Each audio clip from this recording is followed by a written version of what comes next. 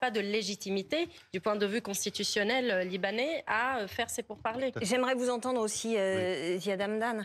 Et notamment, on a un cliché qui nous parvient, qu'on va regarder ensemble, en fait, de ces Libanais qui sont au pied de cet immeuble qui explose sous leurs yeux.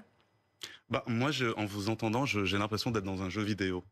Parce qu'on parle d'analyse, on parle de politique, on parle de parti, mais on ne parle pas de l'être humain qui est dans tout ça, de l'aspect humain de tout ce qui se passe aujourd'hui. Aujourd'hui, on parle de 4000 morts à peu près au Liban, on parle de plus de 20 000 blessés, on parle de 300 000 habitations détruites, on parle Tous les de déplacés. 1,2 million de déplacés, en plus des 1,5 million de Syriens déplacés au Liban, d'immigrés syriens au Liban.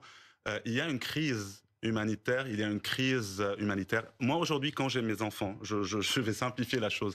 Quand j'ai mes deux enfants qui se disputent, je ne vais pas leur dire qui a commencé et pourquoi vous avez commencé et qu'est-ce qu'on fait là. Je leur dis arrêtez de vous disputer. Et après, je commence à parler et j'essaie de trouver des solutions. Donc, la discussion de dire qui a commencé, pourquoi on a commencé, qu'est-ce qu'on fait. Et aujourd'hui, la guerre, elle est contre tous les Libanais. Aujourd'hui, moi, mes parents, ils ne font pas partie de Hezbollah et ils sont aujourd'hui la cible d'Israël. Aujourd'hui, j'ai une amie qui est au Liban maintenant pour enterrer sa grand-mère. Et en fait, le cimetière où il voulait enterrer sa grand-mère a été ciblé il y a quelques jours. Donc aujourd'hui, c'est tout le Liban. Dans quelle ville on peut imaginer des immeubles être ciblés de la sorte Il faudrait que dont les ils sont ciblés Libanais se aujourd'hui? réveillent un jour.